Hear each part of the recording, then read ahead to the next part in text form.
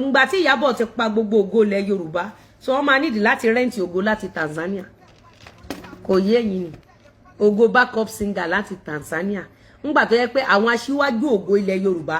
ojú yín ẹranjú olórí burúkú kalẹ̀ tó rẹ́ rora yín pin wọ́n mú gbogbo ògo yín wọ́n bí wó lulẹ̀ lójú ẹ̀mí yín èmi wá gọ̀ bí ìyá yín àti bàbá yín mi àwa dákẹ́ wọ́n kọ́ mi kí n dákẹ́ fún blackmailers àwọn tànàbí fi jihad yanjú kò sólówó nu àwọn tálíkà olòṣì àwọn olórí burúkú bíi titi yín tẹ́ máa ní kàn dákẹ́ fún blackmailers àwọn lànàbí fi jihad ẹ padà nù ànàbí òun pààyàn oore ló ń ṣe ẹ fún mi ní olówó kan tán ní pé ó ní business o ànàbí wá gbé jihad lọ́bẹ̀ ó lọ pa ẹ lè gbọ́ ẹ mọ yọdún tí mo ti ń wọ̀nù yín pé Ìyábọ̀ máa waste àwọn ọmọ yín tán nílẹ̀ Yorùbá mo ní hip hop ó máa di ìtàn nílẹ̀ Yorùbá mo ní àwọn ọmọ Ìgbò wọ́n máa jẹ lọ mo sọ bẹ́ẹ̀ àbí mi sọ bẹ́ẹ̀ mo sọ bẹ́ẹ̀ àbí mi sọ bẹ́ẹ̀ lójú ẹ̀mí yín wọn ò wá rí kankan nú àwọn ògo yín nílẹ̀ Yorùbá wọ́n wá lọ gbé backup singer òkú àbókí níbi tí Ìyábọ̀ Òjó bá yín dé nìyẹn because you cannot stand and fight for your right you cannot face your fear ẹ̀yin ìyá òṣì ẹ̀yin ìyá wèrè ẹ̀yin ìyá tẹ́ fẹ́ jẹ wọn ọmọ àmẹ́ lè ṣiṣẹ́ ọmọ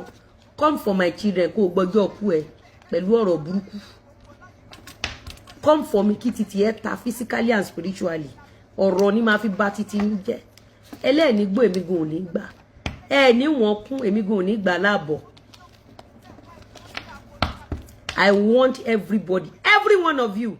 mo ní Ìyábọ̀ máa bá ti yín jẹ́ àti ẹ̀ tí mọ̀ kóun ló wà lábẹ́ Gistlover mo ní Gistlover will destroy all your glorious children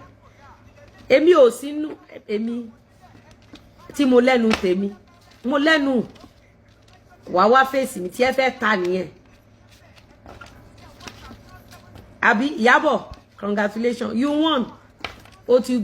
pa gbogbo àwọn ọmọ wọn sáyé ó ti bà tí wọn jẹ́ ó ti gbé kan sí mọ́ṣúárì àwọn tó lé kúrò Nàìjíríà kókó ni pé àṣà àgbóhùn àwọn ọmọ Yorùbá kankan nù. ẹ̀yin tèmi kí ló ń ṣẹlẹ̀ báyìí gẹ́gẹ́ bí ọ̀rọ̀ tí Lizzy Anjorin tí ó sọ ó ní wípé wọ́n lọ rẹ́ǹtì ògo láti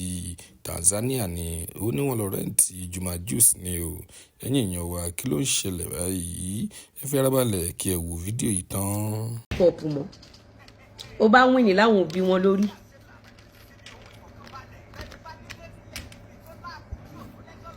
ẹ má sọ wípé Mohbad family because of greed they succumb wetin